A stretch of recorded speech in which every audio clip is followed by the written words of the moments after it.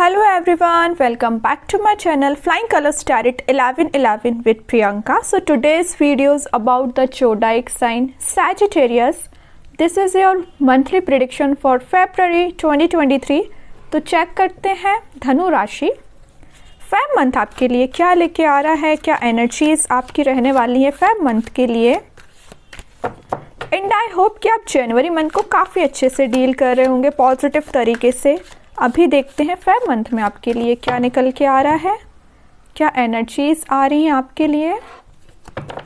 First card देखते हैं, starting with emperor. मतलब एम्परर कार्ड और आपकी रीडिंग में ना निकले ऐसा हो सकता है, और वो भी स्टार्टिंग एम्परर से हो रही है। तो धनु राशि, सबसे पहले मैं आपसे बोल दूं फेब मंथ में आपको अपना थोड़ा सा ईगो कम करना होगा। मे बी आप थोड़े से ईगोइस्टिक पर्सन हो सकते हैं, ऐसा मत बनिए। अपने नेचर को फ्लेक्सिबल बनाइए, इतना ज़्यादा रिजिड बनाने की ज़रूरत नहीं है।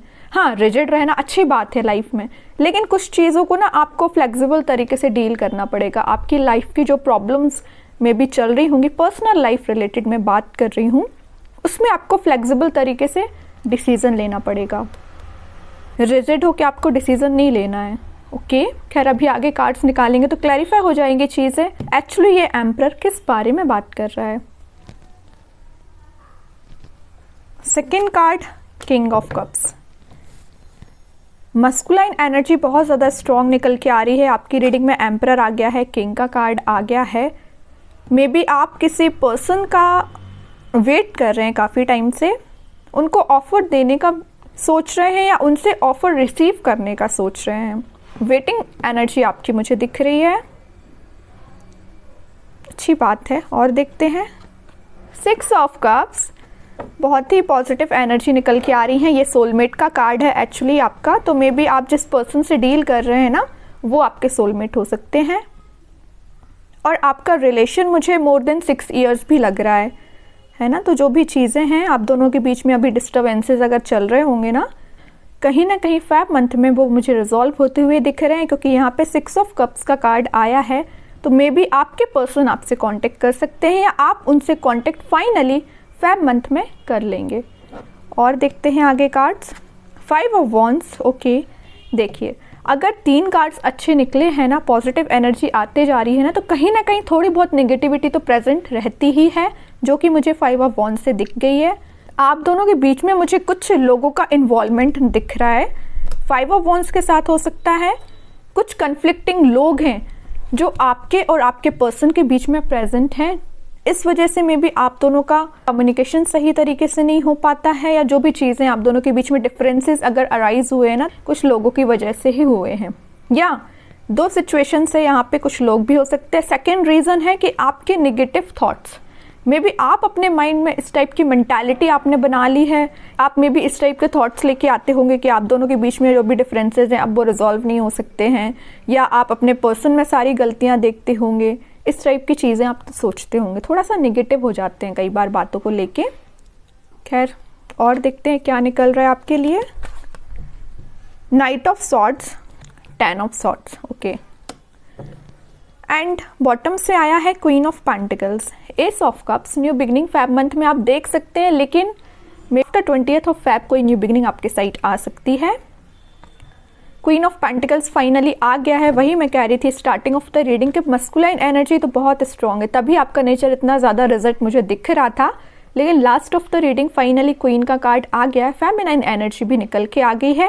फेब मंथ में आप फाइनली फ्लेक्सिबल नेचर अपना बना लोगे, बैलेंस बनाना सीख जाओगे लाइफ में। मतलब अपनी पर्सनल लाइफ को कैसे लेके चलना है, प्रोफेशनल लाइफ को कैसे लेके चलना है।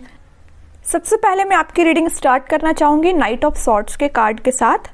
अगर आपकी एज 20 ईयर्स से लेके 35 ईयर्स तक के बीच में होगी ना, तो आप with in a month means Feb month में बहुत ज़्यादा टॉकेटिव काइंड के पर्सन होने वाले हैं। अगर आप कोई बिजनेस करते होंगे तो आपकी डीलिंग्स बहुत अच्छे से होने वाली हैं। आपके पास कोई न्यू प्रोजेक्ट भी आ सकते हैं। मे बी कोई पर्सन है जो आपसे कांटेक्ट कर सकता है। बहुत फास्ट तरीके से कम्युनिकेशन आने वाला है, तो आपको फास्ट तरीके से डिसीजन भी लेना पड़ेगा। मे बी आपको कोई ऑफर देने के बारे में बात करे, आपसे कनेक्ट होने के बारे में बात करे, तो आपको डिले नहीं करना है, फास्ट तरीके से एक्शन ओरिएंटेड मोड में आना है। ठीक है, मतलब रिस्पॉन्सिबिलिटीज़ आपके पास फेब मंथ में बहुत ज़्यादा रहने वाली हैं। फैमिली की रिस्पॉन्सिबिलिटीज़, आपके करियर की रिस्पॉन्सिबिलिटी, अगर आप किसी पर्सन से डील कर रहे हैं उसकी रिस्पॉन्सिबिलिटीज़, मतलब आप बहुत सारी चीज़ों को ना डील करने वाले हो फेब मंथ में। यहाँ पे आपको एक अलर्ट दिया जा रहा है कि आपको इनडिसाइसिव नहीं होना है, कन्फ्यूज़न के मोड में नहीं जाना है। कुछ लोगों के कन्फ्लिक्ट आपकी लाइफ में चल सकते हैं, कुछ लोग हैं आपकी लाइफ में एक्चुअली आपका माइंड बार बार डिस्टर्ब करने का काम करते हैं, मे बी आपको अपने पाथ से डाइवर्ट करने का काम करते हैं।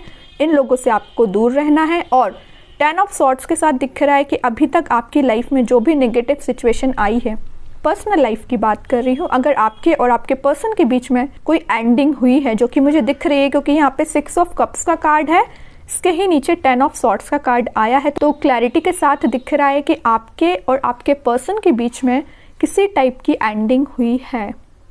जो भी एंडिंग हुई है ना, वो कहीं ना कहीं आप उसको रिजॉल्व करने की कोशिश करेंगे। मे बी आपके पर्सन ये रिजॉल्व करने के लिए आपसे बात कर सकते हैं।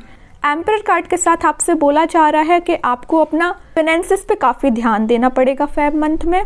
पर्सनल लाइफ को भी बहुत अच्छे तरीके से डील करना पड़ेगा। ऐसा नहीं कि आप अपना फाइनेंसेस पे ध्यान देने लगे और पर्सनल लाइफ को बिल्कुल ही छोड़ दिया, ये भी नहीं करना है।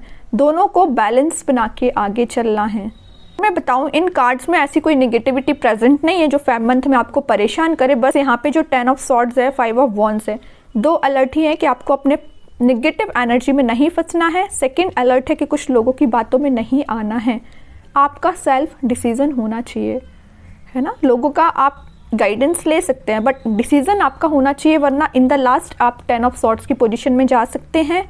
आपका लिया हुआ डिसीजन कहीं ना कहीं आपको बैक स्टेप करेगा, ठीक है, नेगेटिव एनर्जी में डालने का काम करेगा। तो थोड़ा सा सोच समझ के डिसीजंस लीजिए। 10 ऑफ पेंटिकल्स के साथ दिख रहा होगा, अगर आप सिंगल होंगे तो आपके पास ऑप्शंस आ सकते हैं फेब मंथ में, तो आप बहुत ही ज़्यादा सिलेक्टिव काइंड के पर्सन बन जाओगे। अगर आपके पास 4-5 ऑप्शंस आते हैं तो आप उनमें से सबसे बेस्ट अपने लिए चूज़ करोगे। अच्छी बात है ना, चूज़ करिए, क्योंकि यहाँ पे queen of pentacle, single pentacle आप लेके बैठे हुए हैं ना, तो आपको सिलेक्टिव बनना पड़ेगा थोड़ा सा। मैं आपकी पर्सनल लाइफ रिलेटेड ही नहीं बोल रही हूँ। अगर आपके करियर में भी अपॉर्चुनिटीज़ आती हैं तो आपको थोड़ा सा सिलेक्टिव बनना पड़ेगा, जो आपको आगे तक लेके जाए ऐसा आपको करियर चूज़ करना पड़ेगा। बिजनेस में भी हो सकता है, ठीक है। तो मैं अगर सम अप करूँ ना रीडिंग की, तो आपकी पर्सनल लाइफ में आप अपने पर्सन से रिकनेक्ट होते हुए दिख रहे हैं, क्योंकि यहाँ पे सोलमेट का कार्ड आ चुका है।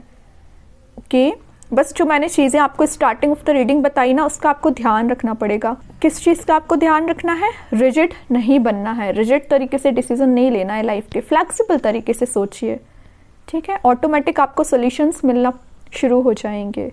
अब देख लेते हैं और आपके लिए गाइडेंस में क्या निकल के आ रहा है। धनु राशि, गाइडेंस में क्या कार्ड्स आ रहे हैं आपके लिए स्पेशली। टेम्परेंस, ओके, जस्ट ये बैलेंस का ही कार्ड है एक्चुअली। तो मैं आपको स्टार्टिंग ऑफ द रीडिंग और अभी तक 3-4 बार बोल चुकी हूँ कि आपको बैलेंस बनाना पड़ेगा। पर्सनल प्रोफेशनल लाइफ को कैसे बैलेंस करना है, अपने रिलेशन में कैसे बैलेंस बनाना है, आपको किसी पर्सन के साइड ज़्यादा नेगेटिव नहीं होना है। और सबसे मेन चीज़ है ना, अगर मैं यहाँ पे देख पा रही हूँ इन कार्ड्स के थ्रू धनु राशि, तो आप जो दिख रहा है यहाँ पे आपका नेचर, में भी आपका ऐसा नेचर हो सकता है कि आप ना लोगों पे अपने डिसीजन अप्लाई करने की कोशिश करते हैं। जैसे कि आपका जो व्यू है, आपका जो पॉइंट ऑफ व्यू रहता है, आप उसको लोगों पे डालने का काम करते हैं। जैसे कि सामने वाले पर्सन का जो भी व्यू है आप उसकी सुनोगे तो, लेकिन आप अपने व्यू को ज़्यादा प्रेफरेंस देंगे और अपनी लाइफ में अप्लाई करेंगे। वो तो चलो अच्छी बात है क्योंकि ये आपका व्यू है, तो आप अपने व्यू को दूसरों की लाइफ में भी अप्लाई कराने की कोशिश करते हैं। आई होप कि आप इस चीज़ को समझ पा रहे होंगे, है ना। और देखते हैं आगे cards. Queen of cups, 10 of cups, great. वापस से आपका रियूनियन होते हुए दिख रहा है मुझे फेब मंथ में। जो भी आप दोनों के बीच में डिफरेंसेस चल रहे हैं ना, वो कहीं ना कहीं रिजॉल्व होंगे, अच्छी बात है। और अगर मैं यहाँ बात करूँ क्वीन ऑफ कप्स की, तो आपका इंट्यूशन मुझे काफ़ी स्ट्रांग होते हुए दिख रहा है। आप अपनी इनर वॉइस सुन रहे हैं, ये देख के मुझे बहुत अच्छा लगा, वरना 5 ऑफ वॉन्ड्स के साथ ना अभी तक आप लोगों की ज़्यादा बातें सुनते आते थे और मे बी उनके हिसाब से काम करते थे, बट आपने अपने नेचर को चेंज किया है। क्यों किया है चेंज? इसके पीछे का रीज़न वही है, आपने लोगों की बात सुनी, मे बी आपने अपनी लाइफ में अप्लाई की और आपको क्या मिला? 10 ऑफ सॉर्ड्स, निगेटिविटी। देन आपने सोचा कि भाई लोगों की बातें सुनने से काम नहीं बनेगा, आपको सेल्फ डिसीजन अपनी लाइफ का लेना पड़ेगा। तो क्वीन ऑफ कप्स के साथ दिख रहा है आप बहुत ही ज़्यादा इंट्यूटिव पर्सन होने वाले हैं, इंट्यूटिवली गाइडेड पर्सन रहने वाले हैं। मे बी ये ना यूनिवर्स के साइड से भेजी हुई वाइब्रेशंस हैं जो आप रिसीव करने वाले हैं। अच्छी बात है, अलर्ट रहिए कि अगर आपको कोई वाइब्रेशंस या कोई एनर्जी सेंड की जा रही है यूनिवर्स के साइड से, आप उसको रिसीव करिए। कहीं ना कहीं आप अपने लाइफ के डिसीजन सही ले पाएंगे।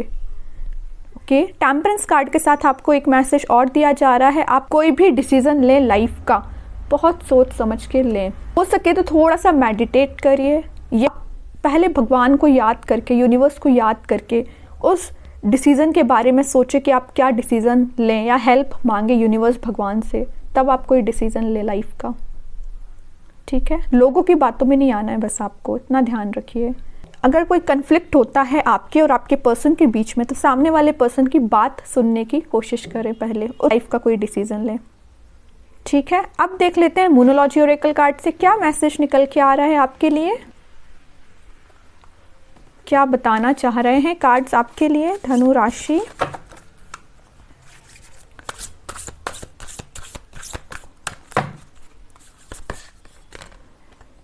Your hard work is paying off, new moon in Capricorn. Okay, अभी मैं इसका मीनिंग आपको और बताऊंगी। Step out of your comfort zone, north node.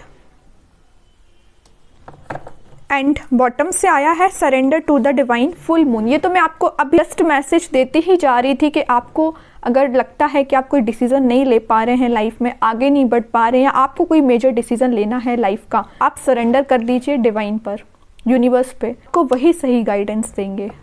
ठीक है, तो सबसे पहला जो मैसेज निकल के आया है, your hard work is paying of. तो आपने अगर किसी पर्सन पे एफर्ट लगाए हैं, आपने अपने करियर में, आपने अपने बिजनेस में कुछ भी एफर्ट लगाए हैं, फेब मंथ में आपको उसका रिजल्ट देखने मिल सकता है।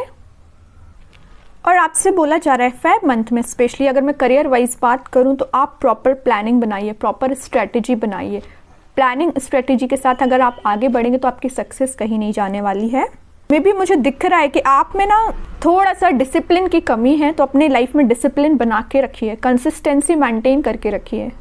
देन सेकेंड जो कार्ड आया है, step out of your comfort zone, north node. ये तो सबसे पहले रिटन मैसेज से ही समझ में आ रहा है कि आपको अपने कंफर्ट जोन से बाहर आना पड़ेगा, कोई डिसीजन लेना है, कंफर्ट जोन छोड़िए। किसी पर्सन के साइड मूवमेंट करना है, किसी पर्सन के साइड डिसीजन लेना है, तो आप फेब मंथ में डिसीजन ले लीजिए, ज़्यादा बेटर रहेगा। एंड जो मैसेज यहाँ से निकल के आ रहा है कि अगर आप अभी तक किसी पर डिपेंडेंट हैं, चाहे थॉट्स के थ्रू, चाहे फाइनेंशियली, तो आपसे बोला जा रहा है सेल्फ डिपेंडेंट बनिए, अपने डिसीजंस लीजिए। अगर आप फाइनेंशियली भी किसी पे डिपेंडेंट है, तो आपसे बोला जा रहा है इंडिपेंडेंट बनिए। मे बी फेब मंथ में आपकी लाइफ में कोई छोटे मोटे स्ट्रगल्स आ सकते हैं, तो आपको घबराने की ज़रूरत नहीं है, वो स्ट्रगल्स आप इजीली फेस कर लोगे। ओके, क्योंकि देखिए प्रॉब्लम सबकी लाइफ में आती है, लेकिन उसको डील कैसे करना है ये आपको आना चाहिए, ये सीखना पड़ेगा आपको। अगर नहीं आता है तो छोटी छोटी प्रॉब्लम्स पे टेंशन लेने से बेटर है उसको रिजॉल्व कर दीजिए, ज़्यादा सही रहेगा। एंड थर्ड जो कार्ड आया है, surrender to the divine full moon, यही बता रहा है कि आपकी प्रॉब्लम्स अगर आती हैं तो सरेंडर कर दीजिए डिवाइन पे, यूनिवर्स पे। सेकेंड जो मैसेज निकल के आ रहा है इस कार्ड के साथ, अगर आपको लगता है कि आपको किसी पर्सन को फॉरगिव कर देना चाहिए, तो कर दीजिए फॉरगिव और लाइफ में आगे बढ़िए।